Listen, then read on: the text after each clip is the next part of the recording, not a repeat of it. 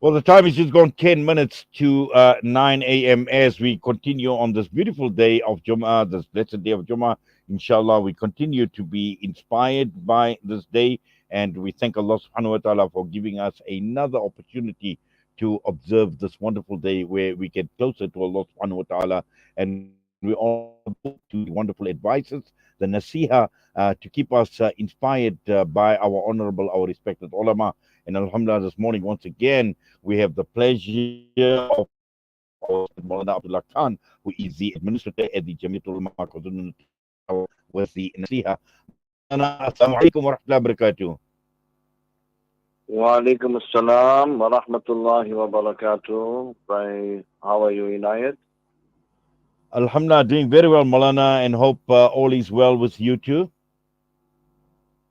Ji, alhamdulillah. We have load shedding, so I'm not sure if my voice is coming through clearly, but there's an echo for me. I can hear myself. Maulana, you are perfectly audible on this side. We don't seem to be picking up that echo. So, Bismillah ar-Rahman rahim. The platform is all yours. Bismillahir Rahmanir Rahim. Nahmaduhu wa nasta'inuhu. Amma ba'd. قال النبي صلى الله عليه وسلم الحياء شعبة من الإيمان. Haya is a part of Iman. Sadaqallahu al-Azim. My most honorable and respected listeners, Allah subhanahu wa ta'ala has given us this very great and Mubarak opportunity that, first of all, we have life within us. We just received a report last night that a lady who was a teacher in one of the major Islamic schools in our country here in Durban, he unfortunately 6 or 7 weeks ago had sustained an injury while there was a robbery in her home. She was struck, and she spent a major time of this in a hospital in the ICU. And last night she has met and was called back to Allah subhanahu wa ta'ala. Allah ta'ala makes a maghfirat. She was an educator in an Islamic school, and hundreds of children have benefited from her by learning from her. So we make dua that Allah ta'ala forgive her, elevate her darajat, make all these children be a means of her najat, and make it a means of her getting the rewards. And we have to take lessons from all these particular happenings that are happening around us. Firstly, we have entered into what we would normally call the silly season.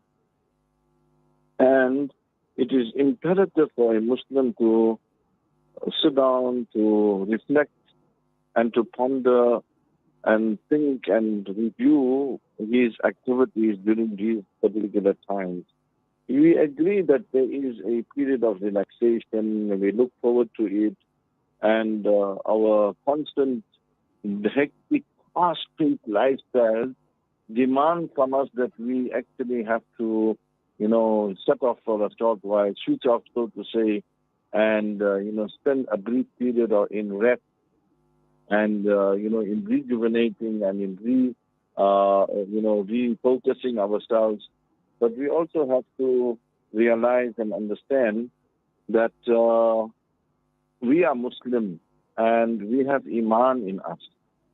And just like we take the example of a body, your body may need to relax, but you can't shut off your heart, you can't shut off your lungs, you can't shut off the vital organs in your body. Otherwise, you'll be termed to be a deceased person. So imagine if the heart says that no, I've been working for the last 60 years of your life, Mr. Khan, and I am now very, very tired. I breathe in and out so many times a day, and I'm doing this particular job for the last so many years. Now I'm very tired and I need to have 10 minutes rest. What will happen to a person, or if our organs had to start shutting down on us and saying we are tired, or we cannot manage this, I need a bit of rest, I'm doing this all the time in my life, and I want to switch off for a short while. Give me a break now, and I'll start after a brief period. They'll say, no, you cannot do that because this will you will permanently be shut off. Then you'll die. So similarly, we must take and understand this example with our life, especially as a mu'min, as a believer, and as a person who is the follower of the noble pattern and tariqah of Rasulullah sallallahu alaihi wasallam. How are we supposed to be treating, the vital organs of our Iman? So one of the vital organs of Iman, like I have mentioned from the hadith of Rasulullah sallallahu alaihi wasallam, al-Haya'u shu'batun min al-Iman. Haya, it is a part of Iman. Now, let us look at the period of what we will say rest, or period of vacation, or period of relaxation. Is it part of my Iman? Is it part of Islam that I must relax and ignore all the haram that is taking place around me? How should a Muslim be conducting himself? And especially there are those, what we will say, holiday spots or hot spots where places are crowded with people of other faiths or people who have no faith and no Iman at all, like, the hectic places or places where there are thousands of people streaming in and out, like the shopping malls or holiday resorts or the beaches or the, swimming pools or the common areas, the parks, etc., where people go and they relax and they, take time out with their families, etc. Or can I say that environments of fun and entertainment, how Muslim be conducting himself at a time when people are around him are celebrating and having fun and entertainment? So we have to realize and understand that we as people of Iman and Muslims, the believers of Allah, the believers in Rasulullah sallallahu alaihi wasallam, we are far from the concept of how a non-Muslim celebrates and how he has his fun and entertainment. In their fun and entertainment, in their relaxation, in their period of vacation, they have music, they have alcohol, they're involved in vices, they're involved in drug taking, involved in gambling, Allah forbid they're involved in zina, they're involved in, nudity, and all the various vices that Islam has strictly prohibited us from.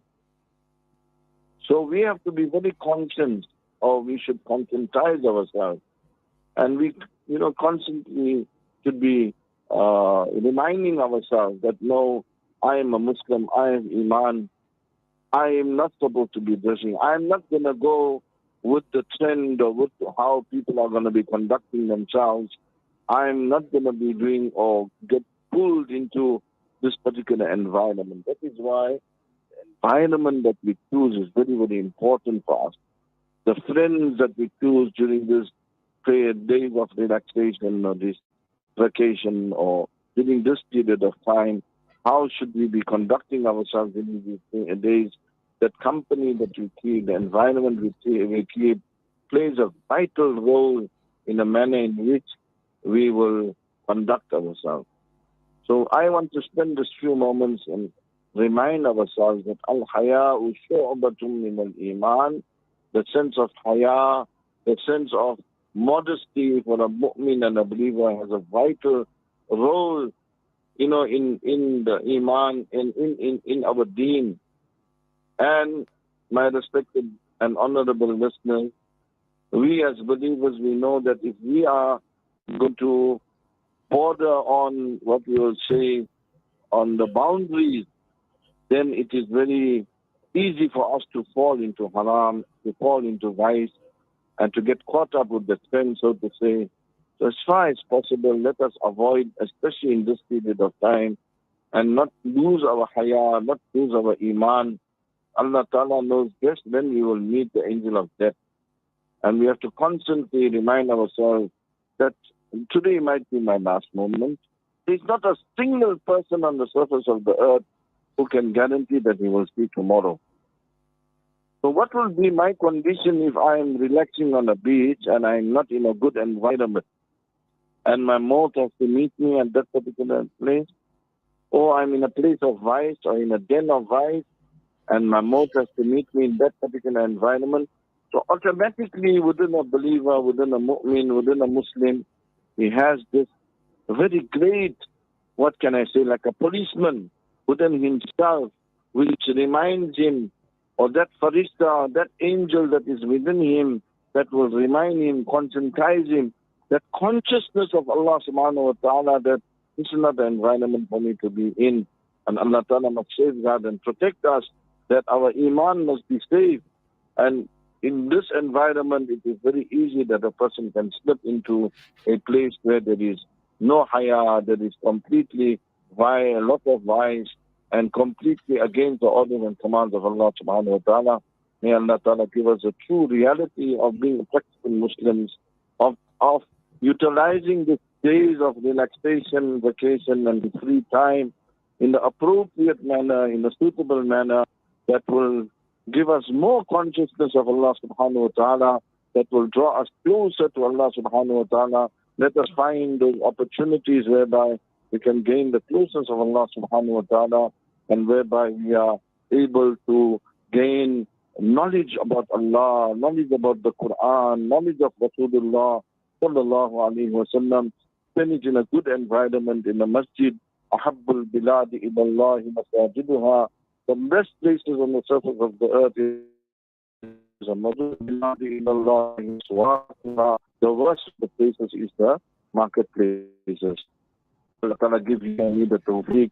Allah make maghfirat of the marhuma who has just passed away yesterday. And Allah Ta'ala safeguard and protect our Imaan. And give us this opportunity to have this period of relaxation in a manner that is pleasing to Allah subhanahu wa ta'ala, in a manner that will draw us closer to Allah and not snatch away, and that we lose our Iman and our Haya'a. Wa akhiru da'wana alhamdulillahi rabbil alameen. Ameen, Thumma Ameen. Jazakallah khairan so much, Maulana, for the wonderful nasiha this morning. Allah subhanahu wa ta'ala grant us the ability to understand and to practice upon what is being said. And Allah reward you, Maulana, for your wonderful efforts, inshallah. And inshallah, looking forward to wonderful nasihas going forward once again. Assalamu alaikum wa rahmatullahi wa barakatuh. Wa alaikum assalam wa rahmatullahi wa barakatuh. Maulana Abdullah Khan, administrator at the Jamiatul Ulama Natal, was the Jummah Nasiha this morning. The time is just headed a minute past 9, and we've got Zahid Jedward standing by with the news.